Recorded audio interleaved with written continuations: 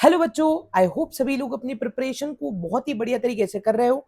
इस particular series में हम लोग करंट इलेक्ट्रिसिटी के इंपॉर्टेंट क्वेश्चंस को देख रहे हैं, राइट, जो कि जेई मेंस के लिए बहुत ही ज्यादा इंपॉर्टेंट है।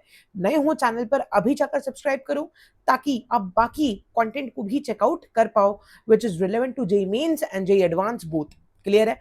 इस पर्टिकुलर सवाल में आपसे पूछा गया है the net current flowing in the circuit is, right. अब ध्यान देना बेटा, जब भी नेट करंट की बात होती है बाय डिफॉल्ट ही हमसे पूछ रहा है what is the current flowing from the source. तो ये जो बात कर रहा है net current delivered by the battery या net current delivered by the source, इस चीज को अपने नोट्स का पार्ट जरूर बना लेना, राइट। ठीक है, अब अगर हम बात करें, यहां पर एक कैपेसिटर भी लगा हुआ है, आप जैसे कि देख सकते हैं, राइट। और अगर कैपेसिटर लगा हुआ है, राइट, तो ध्यान रखना बेटा, बाय डिफॉल्ट बाय डिफॉल्ट बिना बोले आपको ये समझ जाना है कि ये तुमसे आईएस पूछ रहा है, that is nothing but current.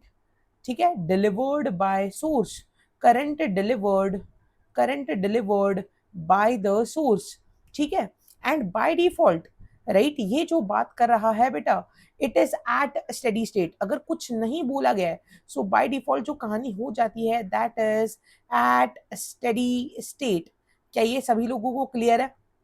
I hope this thing is very very clear to you all, right. अब ध्यान देना बेटा, इस सर्किट को अगर हम स्टेडी स्टेट पे बात करें, कैपेसिटर क्या हो जाता है, मैक्सिमम चार्ज हो जाता है, राइट। उसके ऊपर मैक्सिमम चार्ज, मैक्सिमम वोल्टेज आता है, इतना मैक्सिमम चार्ज आता है कि अब वो कोई और एक्सेस चार्ज अपने अंदर एंटर करने नहीं देगा। Hence the charge is zero, so current is zero. Hence at steady state the capacitor acts like open circuit. I hope ये सभी लोगों को पता है। एक uncharged capacitor, right, steady state पे एक ओपन सर्किट वायर की तरह काम करता है। तो अगर बेटा मैं इस पूरे फिगर को कॉपी करके थोड़ा सा नीचे ले लूं, राइट, है ना, इसकी एक मैं जस्ट एक कॉपी बना ले रहा हूँ, या एक काम करते हैं इसी फिगर में अपन कुछ चेंजेस को कर लेते हैं, राइट। ठीक है, ध्यान देना बेटा, मैं यहाँ पर क्या क्या चेंजेस कर रहा हूँ। सबसे पहले अगर ये जो 2.5 ओम एंड ये 1 माइक्रोफराड की जो वायर है वो अगर ओपन सर्किट हो जाती है तो उस पूरी ब्रांच में कोई भी करंट फ्लो नहीं करेगा। तो एक सिंपल सा काम हम यहाँ पर कर सकते हैं कि हम इस पूरी की पूरी चीज को यहाँ पर हम एलिमिनेट कर सकते हैं। क्या ये सभी लोगों को क्लियर है, राइट। एंड इसको हम लोग रिप्लेस कर रहे हैं बेटा ओपन सर्किट से। ठीक है, तो यहाँ पर हम लोग ने इस पूरी चीज को ओपन सर्किट से रिप्लेस कर दिया। ठीक है, तो यहाँ से कोई भी करंट अंदर नहीं जा रहा, इसका मतलब यहाँ से, राइट, कोई भी करंट अंदर नहीं जा रहा है। क्या ये चीज सभी लोगों को क्लियर है? अब ध्यान देना बेटा, इस 6 ओम के ऊपर, है ना, इसको मैं ये जो सारे इस वायर पे पॉइंट्स है, क्या ये सभी पॉइंट्स इक्विपोटेंशियल है, राइट। तो ये जो 6 ओम है इसको मैं कुछ इस तरीके से रीड्रॉ कर सकता हूं। ध्यान देना, यहां पर मैं आपको उस पर्टिकुलर 6 ओम को रीड्रॉ करके बता रहा हूं ताकि आपको एग्जैक्ट पता चले कि हम करना क्या चाह रहे हैं। ठीक है, सबसे पहले तो इसको इरेज कर देते हैं। ये जो 6 ओम है इसको अपने इरेज कर दिया।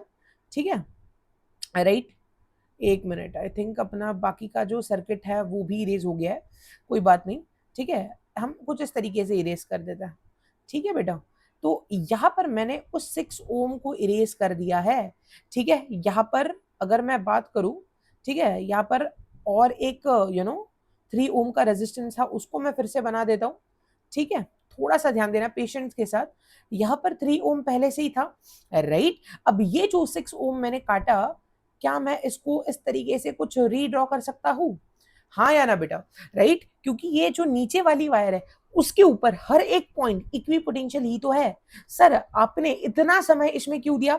ध्यान देना बेटा, अब पूरा आपको फील आएगा। मुझे बताओ, अगर मैं इस पर्टिकुलर लूप की बात कर दूं, राइट, ठीक है, ये जो पूरा गुच्छा ऑफ रेजिस्टेंसेस है, अगर इनमें एंटर करने वाला जो करंट है वो 0 एम्पियर है, अगर इस पूरे गुच्छे में एंटर करने वाला जो करंट है वो 0 एम्पियर है, तो यहां से निकलने वाला करंट भी कितना होगा बेटा? क्या ये भी 0 एम्पियर होगा? आई होप अब आपको समझ में आया कि मैंने इतना समय सर्किट को रीड्रॉ करने के लिए क्यों दिया, right. That is basic current division rule, right. अगर किसी गुच्छा ऑफ रेजिस्टेंसेस में इनपुट करंट 0 है तो आने वाला करंट भी 0 ही होगा, बाहर आने वाला करंट भी 0 ही होगा। इसका मतलब ये सभी रेजिस्टेंसेस जो इस सर्किट में लगे हैं दे आर रिडंडेंट बेटा। इनका सर्किट में कोई भी काम नहीं है एट स्टेडी स्टेट। क्या ये सभी लोगों को क्लियर है? इसका मतलब अब जो भी कहानी बचती है वो इन रेजिस्टेंसेस से ही बचती है।